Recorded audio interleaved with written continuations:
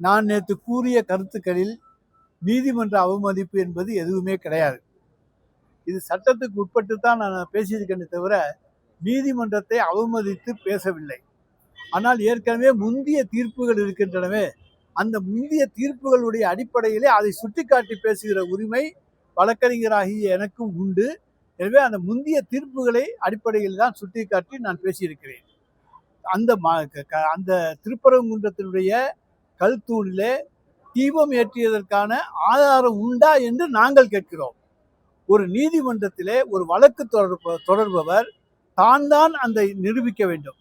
இதற்கு முன்னாலே அந்த தீபத்தூணிலே தீபம் ஏற்றியிருக்கிறார்கள், அந்த கல்தூணிலே என்று அவர்கள் நிரூபிக்க வேண்டியது அவர்களுடைய பொறுப்பு.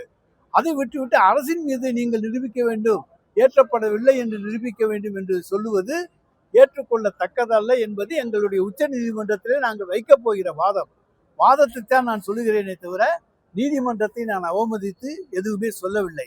நீதிமன்றத்தை அவமதிக்க வேண்டும் என்கின்ற கருத்துக்கள் திராவிட முன்னேற்ற கழகத்துக்கு கிடையாது. எவ்வளவு பாதிப்பு வந்தாலும் நாங்கள் நீதிமன்றத்தை அவமதிக்க மாட்டோம். அடுத்தாக இப்போது பேய் கதை சொல்லியிருக்காங்க. பேய் இருக்கா? பேய் இருக்காங்க நாட்டுல? பேய் இருக்கா? சுடுகாடுக்கு வந்து பேய் இருக்குன்னு சொல்லியிருக்காங்க. நான் அதுக்கு சுடுகாடு சொல்லியிருக்கேன். என்ன தப்பு? நீதிபதிகள் பேய்க்கதை, அரசு பேய்க்கதை சொல்லுகிறது என்று சொல்லுகின்ற பொழுது ஒரு அமைச்சர் சுடுகாட்டிலே தான் பிணம் எதிர்க்கப்பட வேண்டும், நடுரோட்டிலே எதிர்க்கப்படக்கூடாது என்று சொல்வதிலே என்ன தவறு இருக்கிறது? சொல்லுங்க.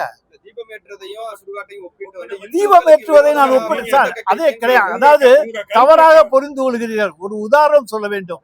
ஒரு இடத்திலே தீபம் ஏற்றப்படுகிறது என்று அவர்கள் சொல்லுகிறார்கள். அதற்கான ஆதாரம் இருக்கிறதா என்று கேட்கிறோம். ஆதாரம் இல்லை. ஆனால் நீதிமன்றம் தீபம் ஏற்ற வேண்டும் என்று சொல்லுகிறது. அப்பொழுது நாங்கள் என்ன சொல்லுகிறோம்? உடனடியாக ஒருவர் வந்து நடுரோட்டிலே தான் நான் பிணத்தை எரிக்க வேண்டும் என்று சொன்னால் பிணத்தை எரிக்க சொல்லுவீர்களா? அது சுடுகாட்டிலே தானே எரிக்கப்பட வேண்டும். அதைத்தான் நான் சொல்லியிருக்கிறேனே தவிர நீதிமன்றத்தை அவமதித்து நான் எதுவுமே சொல்லவில்லை. அதுல நீதிமன்ற அவமதிப்பு 1% கூட கிடையாது.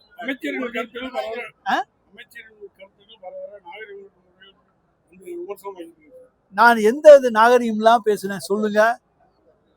அதாவது ஒரு இதுக்கு உதாரணம் சொன்னோம்னா வேற எந்த உதாரணத்தை சொல்ல முடியும்?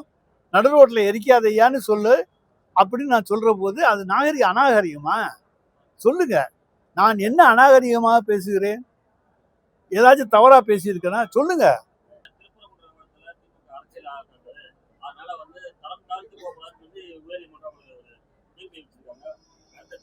உச்ச நீதிமன்றத்திலே அதற்கான பதிலை நாங்கள் சொல்லுவோம்.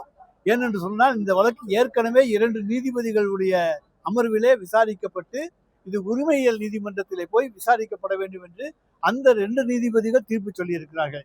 அதுக்கு அடுத்தபடியாக 3 நீதிபதிகள் அல்லது 5 நீதிபதிகள் கொண்ட அமர்வு தான் விசாரிக்க வேண்டும்.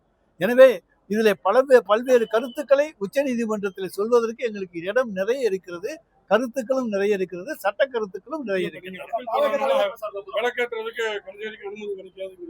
சார், அந்த இடத்துல விளக்கே ஏத்தலைங்கிறோம். அப்புறம் அதுக்கு அனுமதி கிடைக்காதுன்னு சொன்னா எதுக்காக புது இடத்த நீங்க தேர்ந்தெடுக்கிறீங்க? அப்புறம் நாளைக்கு சொல்லி திருவண்ணாமலையில இந்த இடத்துல தீபம் ஏற்றக்கூடாது, வேற இடத்துல போய் ஏற்றணும், அருணாசலேஸ்வரர் கோயில் உச்சியில ஏற்றணும்பீங்க. கேட்கறதையெல்லாம் கொடுத்துட்டு இருக்க முடியுமா? இது இந்து சமய அறநிலையத்துறைக்கு ஆளுகைக்கு உட்பட்டது. இதை நாங்கள் முடிவெடுக்க வேண்டியது அவங்க. இப்ப நீதிமன்றம் ஒரு தீர்ப்பை சொல்லி இருக்குன்னா தீர்ப்புக்கு கட்டுப்படணும். அது கார்த்திகை தீபம் வர்ற வரைக்கும். அதுக்கு முன்னாலே நாங்கள் உச்ச நீதிமன்ற தீர்ப்பு வாங்கியாச்சுன்னா அதை பற்றி கவலை இல்லை. நிச்சயமாக நல்ல தீர்ப்பு வாங்கி விடுவோம். விரைவில் நாங்கள் நிச்சயம் உச்ச நீதிமன்றத்துக்கு. செய்திகளை உடனுக்குடன் தெரிந்து கொள்ள கீழ்கண்ட கேபிள் மற்றும் டிடிஹெச் நெட்வொர்க்குகளில் எம்நாடு செய்தி தொலைக்காட்சியை காணுங்கள். பாதகம் செய்பவரை கண்டால் நாம் பயம் கொள்ளலாகாது பாப்பா. மோதி மிதித்து விடு பாப்பா, அவர் முகத்தில் உமிழ்ந்து விடு பாப்பா. அண்மை செய்திகளை உடனுக்குடன் தெரிந்து கொள்ள இணைந்திருங்கள் எம்நாடு தொலைக்காட்சியுடன்.